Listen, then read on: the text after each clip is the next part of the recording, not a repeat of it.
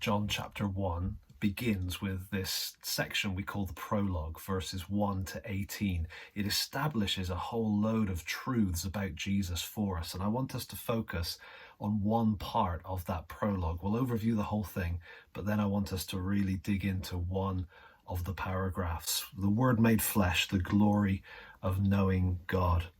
So here's an outline of this section, 18 verses, very, very famous verses. In the beginning was the Word, and the Word was with God, and the Word was God.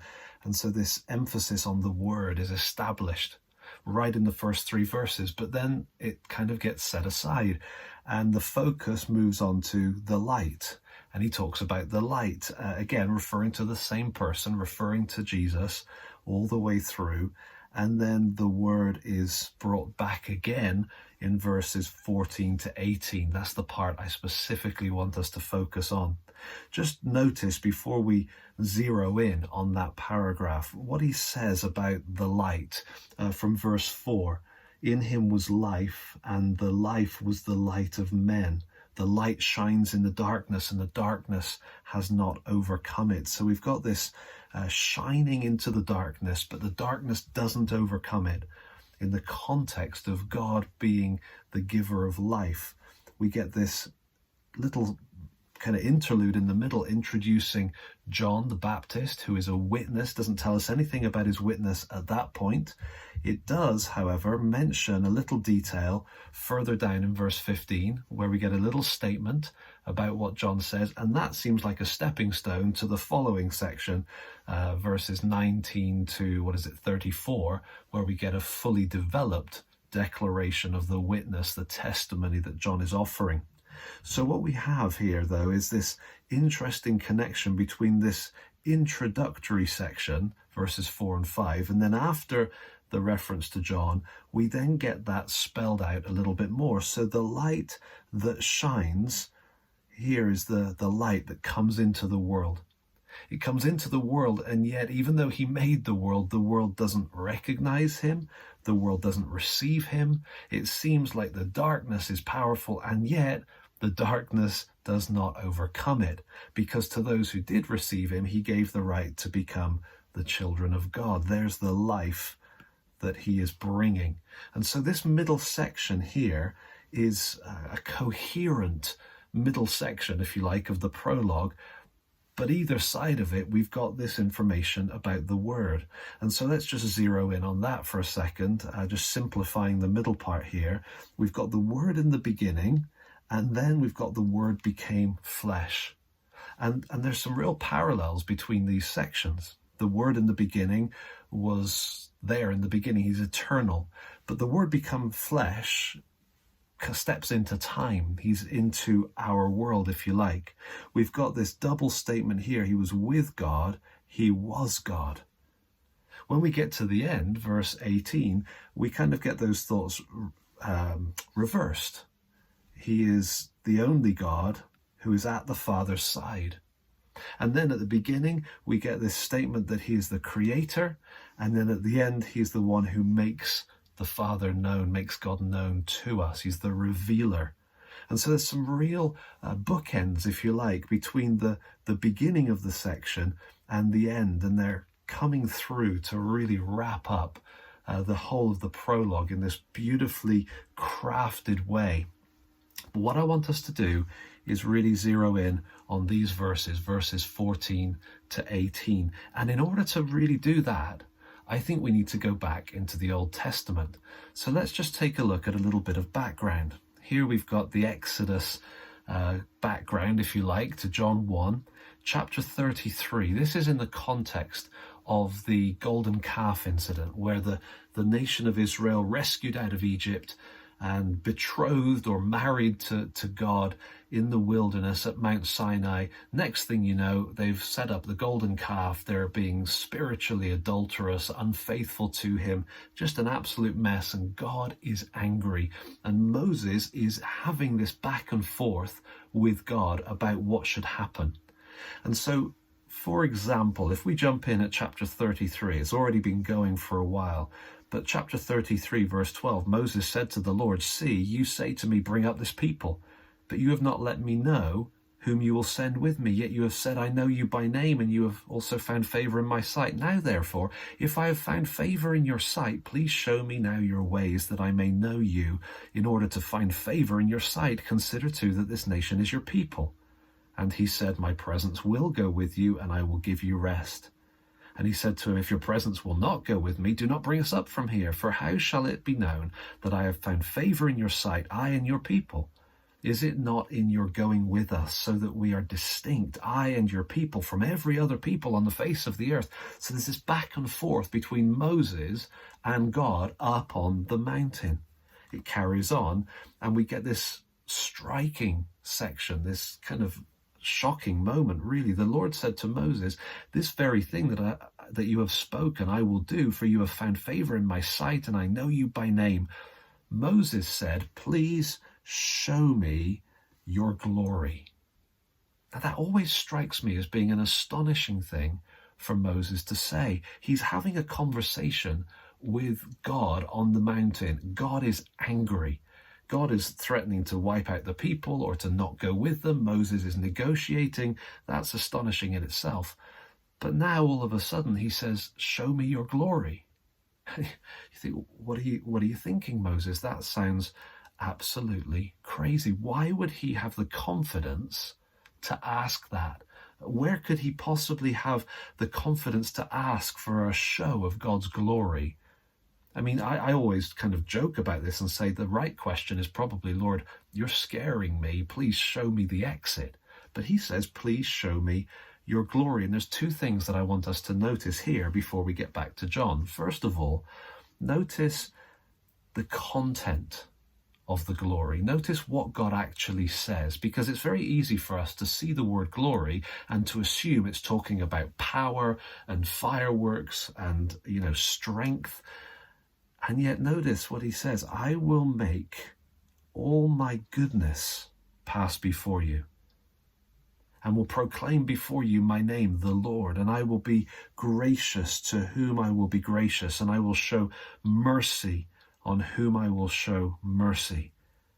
But he said, you cannot see my face. That's an important detail here. You cannot see my face, for man shall not see me and live. And the Lord said, behold, there is a place by me where you shall stand on the rock. And while my glory passes by, I will put you in a cleft of the rock, and I will cover you with my hand until I have passed by. Then I will take away my hand, and you shall see my back, or the trail of the glory. But my face shall not be seen. Okay? So there's a declaration there about the glory of God, and it's not what we might expect.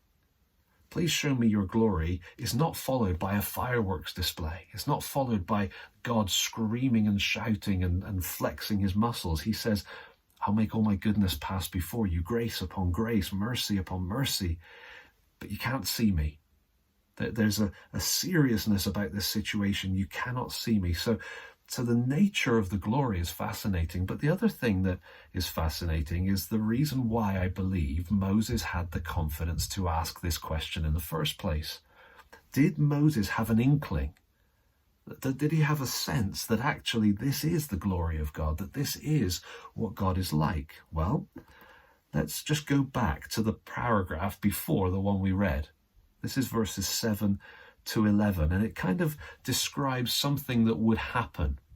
And so it's not happening at that moment, it's referring to something that happened multiple times. Moses used to take the tent and pitch it outside the camp, far off from the camp. He called it the tent of meeting, and everyone who sought the Lord would go out to the tent of meeting, which was outside the camp.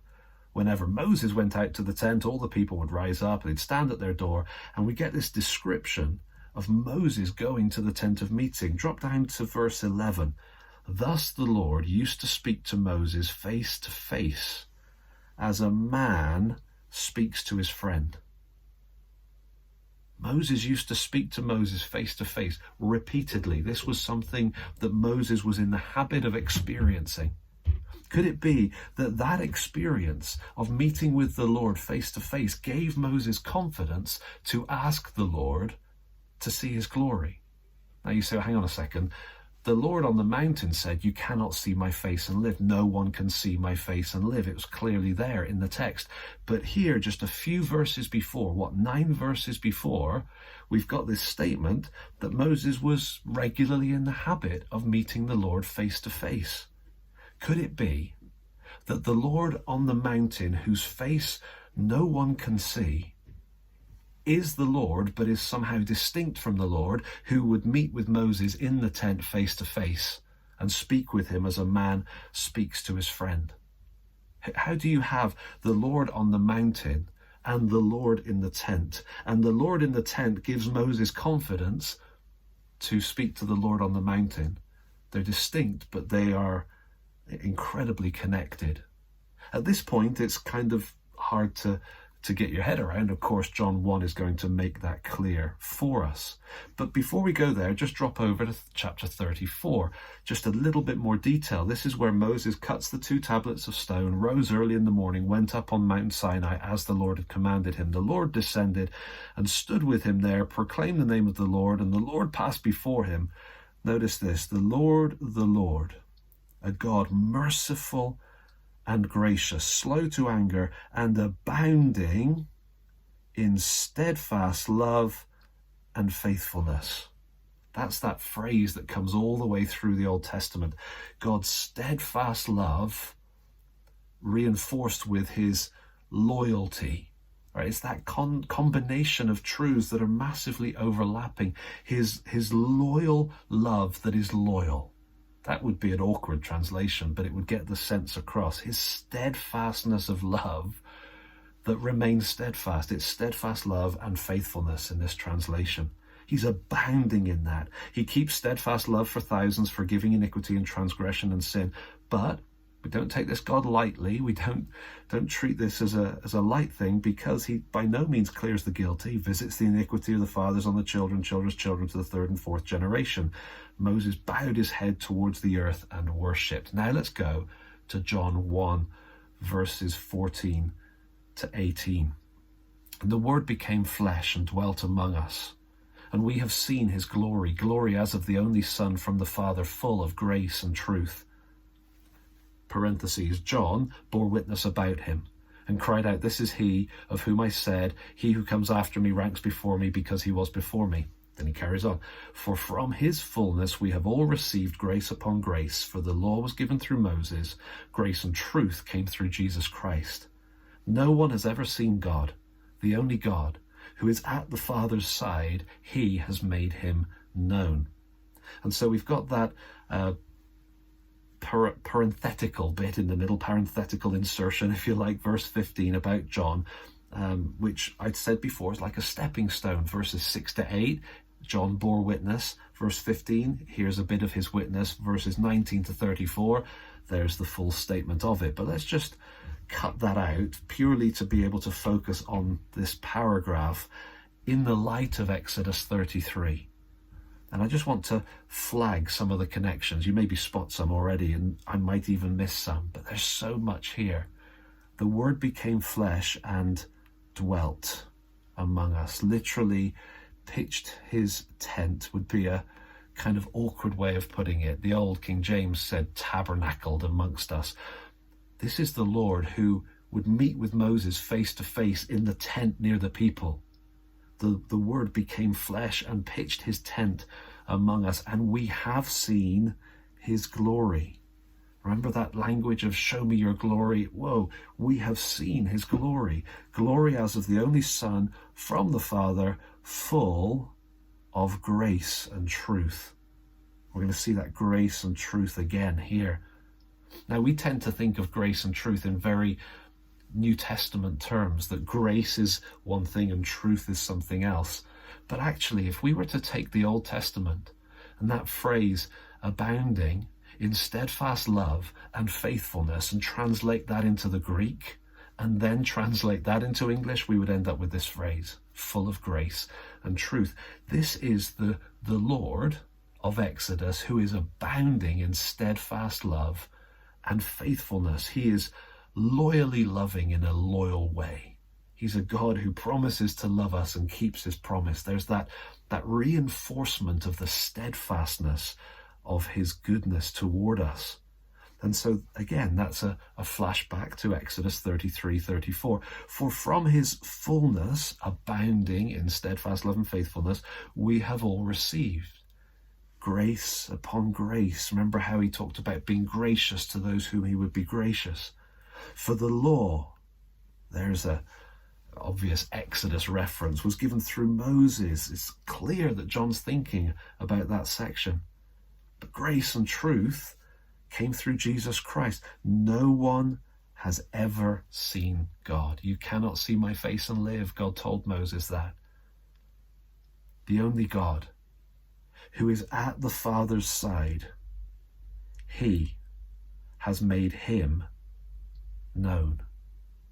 This is the glory of God revealed for us in the person of Jesus. He has made him known. How is it possible that we have this God who is up on the mountain and a God who is kind of in the tent near the people? Who is the Lord on the mountain whose face you cannot see? Well, he's revealed by the Lord in the tent, down by the people whose face Moses would see regularly. And he is the one, that this one in the tent has come and he's pitched his tent amongst us, and we've seen the glory, and he is full of grace and truth. He is abounding. The fullness has poured out to us, grace upon grace. Now, no one has ever seen God. But because of Jesus, the one who is at the Father's side, the one who was with God, who was at the Father's side, he has made him known.